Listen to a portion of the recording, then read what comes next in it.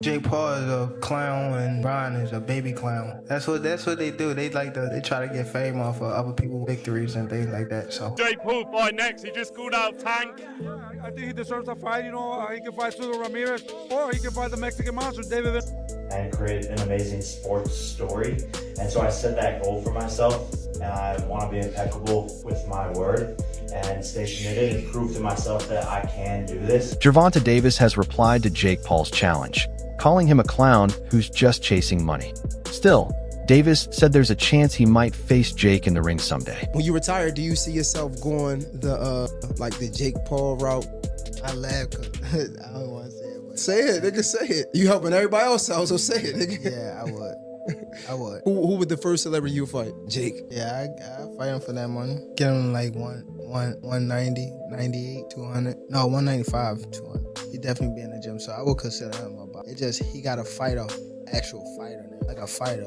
Who was somebody you could see him fighting, like Me. a real you? After defeating Julio Cesar Chavez Jr., Jake Paul called out Gervonta "Tank" Davis, confidently saying he wants to become a world champion and face top-level fighters. Jake made it clear he's ready to take on anyone, aiming straight for the big names. In response, Gervonta Davis noted the call-out and recognized Jake's drive, though many still doubt if Jake is actually prepared for that kind of challenge. More than that, I want tougher fighters. I want to be world champion. Zerto looks slow as shit tonight. That'd be easy work too. Badu Jack, I want everybody. Anthony Joshua, Gervonta, and Tommy, stop running. Jose Benavidez Sr., veteran boxing coach and father of David Benavidez, showed solid support for Jake Paul after his latest fight. He said Jake performed well and now deserves a shot at top-tier opponents, including Gervonta Davis, and even his own son. To him, this change is good for boxing, mixing real competition with entertainment. He was blocking and taking all his shots, but I think he just got tired, you know, and couldn't execute it. So Jake Paul did a great job. Who should Jake Paul fight next? He just called out Tank. I think he deserves a fight, you know. He can fight Sudo Ramirez, or he can fight the Mexican monster, David Benavidez, you know. You won that fight? Yeah, you know, he deserves to fight all these guys. I think it will be a great fight, and I think he did good. He deserves an opportunity to fight for the world title. And what would happen if he fought David? What was that? What would happen if he fought David? Well, you know, I think David's in another. I think David's in another level, but let's give this guy an opportunity to fight for a world title. Jake Paul's victory over Julio Cesar Chavez Jr. didn't just boost his reputation. It officially improved his boxing status. According to Boxing Kingdom, if Jake wins tonight, he'll be ranked among the top 15 cruiserweights by two major sanctioning bodies. This ranking would allow current world champions to face him in voluntary title defenses. Thanks to the huge money Jake brings, he can choose which champion he wants to fight and when. His growing status gives him real power in both the sport and the business side of boxing, while Gervonta "Tank" Davis is widely seen as one of the most dangerous pound-for-pound fighters. Jake Paul's name carries more weight outside the ring. His massive social media following, marketing skills, and ability to attract attention give him a unique advantage. Many believe that although Tank dominates in the ring, Jake leads in brand power, influence, and his ability to draw big fights. Fans, now Gervonta Davis just called out Jake Paul after Jake Paul had his fight with Mike Tyson. Now we all know that Gervonta Davis is a beast of a boxer, and skill-wise he's a lot better than Jake Paul. Would it be smart to pair those two up in a fight? Would Jake Paul be too big for Gervonta Davis? What do you... Jake Paul has made it clear that his boxing journey is about more than just stepping into the ring. It's about building a lasting legacy in sports. He's openly said he's focused on creating an incredible story, and he's staying committed with discipline and drive. From being a polarizing internet personality to earning a spot as a ranked pro boxer, Jake has turned doubt into progress. In a ceremony that I was doing, he said that you have to become world champion to inspire so many kids and create an amazing sports story. And so I set that goal for myself, and I want to be impeccable with my word and stay committed and prove to myself that I can do this and become world champion in the world's hardest sport in roughly 6 to 7 years. Because I think it can be one of the most relatable and inspiring sports stories of all time, and no one thought it was possible. Nobody. Like, look, 2 years ago, 3 years ago, people laughed at me. I'm gonna lose to fucking Gib, then Nate Robinson, then Bennett. Come on. So At the end of the day, that's my why, and I'm dead set on becoming world champion. Jake Paul's manager reflected on his growth, pointing back to the Tommy Fury fight when Jake was still learning. Even then, he didn't back down and took the challenge head-on. Now, he's getting better with each fight and building up wins. According to his manager, there are already talks of Jake returning to the ring in November or December, with Gervonta Davis being one of the possible opponents. Jake Paul taking more from this fight as a boxer, Tommy Fury fight or this fight? What do you reckon he'll have more from? I think he said it best in there himself. When he fought Tommy Fury, he wasn't even a boxer yet. He was learning how to box, right? Now, 2.5 years later, he's a true boxer. The loss to Tommy Fury is the greatest gift in Jake Paul's life. Had he beaten Tommy Fury, which was a split decision loss, right? Not a unanimous, not a majority, a split decision loss, he wouldn't be the fighter that he is today. So thank you, Tommy. You can expect Jake Paul's fight in November, December time, is that we'll see about next? Yeah, November or December is the time that he'd like to do it. Jake Paul's showing against Julio Cesar Chavez Jr. earned praise from many in the boxing community, including rising star Ryan Garcia. Garcia tweeted, "Jake did his thing, outboxed Chavez Jr. A big nod considering his standing in the sport. Recognition from a top contender adds credibility to Jake's efforts and performance." Veteran boxer Antonio Tarver also weighed in, giving a balanced view. He noted Jake's clear improvement and solid performance, but warned against jumping too quickly into fights with elite opponents. According to Tarver, Jake has potential, but he's not quite at the top tier yet. But Jake was impressive. Surprisingly, he was impressive. He's definitely improving. He got a good team with him and working on some things. But, to become an elite fighter, it's like, bro, it's miles away from where, they can comprehend. You feel me? And so I'm just watching the evolution. You know what I mean? But I see a lot of things from my optics. I'm not, every time I, break it down, I'm not being critical. I'm just telling you the truth. You know what I mean? His jab looked good today, but he knew the guy wasn't throwing nothing back. So when you let your hands go and nothing's coming back, you kind of get comfortable. So when you're going up against better fighters, they not only gonna let their hands go, but when you throw yours, they coming back with something. So, Chavez didn't bring that to the game. He didn't bring that to the table. But Jake looked good tonight. The body work was good. But what I liked was his composure. He didn't get wild. He didn't get out of control, swinging wild and just fighting. He stayed composed. He stayed in his form. And that is evolution in the boxing game. He was more technical than that. A large part of the boxing world feels that a fight between Gervonta Davis and Jake Paul doesn't make much competitive sense. Tank is still in his prime and has several top-tier challengers in his own weight division. Many believe that while Jake's record is improving, he hasn't done enough yet to prove he's ready for that level of opponent. That Jake Paul might actually fight Gervonta Tank Davis. This can't be real. When it came up a couple of months ago, I was like, you know what? I'm not even gonna cover this because there's no way there's no way they're really gonna do that because it makes no sense. Why would you do that for him?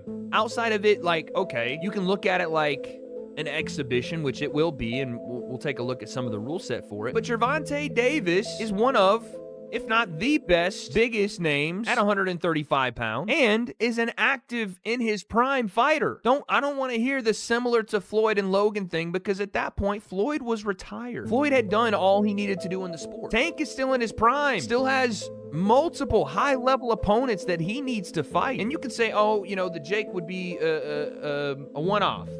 Side quest. That's fine, but that just tells me that Tank doesn't care about being a high-level champion in the sport anymore. It tells me that he's done competitively in the sport. If he takes a fight with Jake Paul, it tells me he's done. And that's unfortunate. Yeah, Tank has been talking about retirement. If he goes this route, it's almost certain. Like, it's pack it up.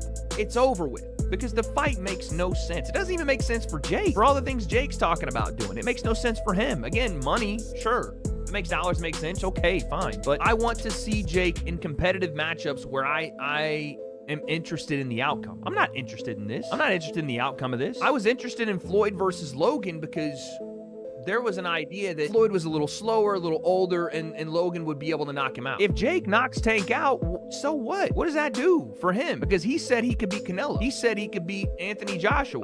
This one to me, like, I've gotten on board with a lot of Jake fights because they've made sense. Right? To me, they've made sense. Even Julio Cesar Chavez, after he's already beaten the guy that beat Julio Cesar Chavez Jr., beat Anderson Silva. On the other hand, some fans think Jake Paul's size and improving skills might give him an edge over Gervonta Davis. Davis usually competes in much lighter weight classes, so moving up to face someone with Jake's size is a big risk. While Davis has proven strength, talent, and ring intelligence, the size gap makes some believe Jake could use his physical advantage to overpower him. I would love to see Tank fight Jake Paul. I would love to see Tank show how unskilled he is and too small for the unexperienced Jake Paul, who would be too big for him, pause, and use his size and beat the out of Tank. He always tweet about, type about, got something to say, like he really running shit, but he stays little ass at that lightweight class, but being a bigger, smaller dude that can only beat the smaller dudes. And unfortunately, I would love to see the Tank fans looks on their face as they pull a mask off and all the rabies and all the disinfection disease, they've been clogged up their brains and their ears and shit over the years watching Jake Paul beat the fuck out of the small version of the wannabe hype job that's not skilled enough to use his size and speed. I want the fight. They both fight in the same lane. They content creators. They circus acts and stuff, so Tank would be right up his alley fighting a Jake Paul. I'm for it. So let's push for the fight. I got Jake Paul beating the tall shit out of Tank because Tank's not skilled enough to actually beat Jake Paul has often said he's aiming to be more than just a boxer. He wants to represent what's possible.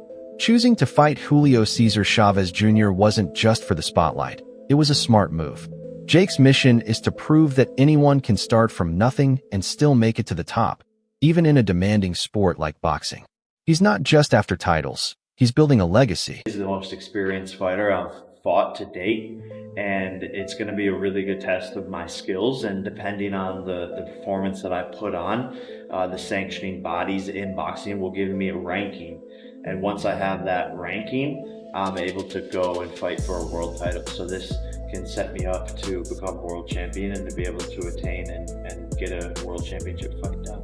Yeah, I think a lot about inspiring the next generation. That's a big part of the reason I'm still so adamant about becoming world champion, because it will prove to kids that they can go into something at zero and make it all the way to the top in 6 to 7 years time if they fully set their mind to it. Despite Jake Paul's strong win, some fans continue to question how legitimate the fight was. Critics pointed to Julio Cesar Chavez Jr.'s lack of offense, calling it suspicious. One fan tweeted, "Jake Paul fight clearly rigged, no way a real boxer sat there for 8 rounds barely throwing a punch, but in the last 2 rounds he starts to really box and looked fresh as hell. Now you can't tell me nothing." He was told to lose this fight, and in the end try and get the win. Beyond the fight itself, Jake Paul has transformed how boxing is promoted. He's brought new marketing ideas, using viral content, streaming deals, and helping give attention to undercard fighters. Unlike traditional promoters, Jake knows how to attract and keep a huge audience. His impact goes beyond just wins. It's about how he's changed the game and helped the sport grow. Jake Paul is unequivocally the most successful fighter in history 4 years in. No one comes close. No one.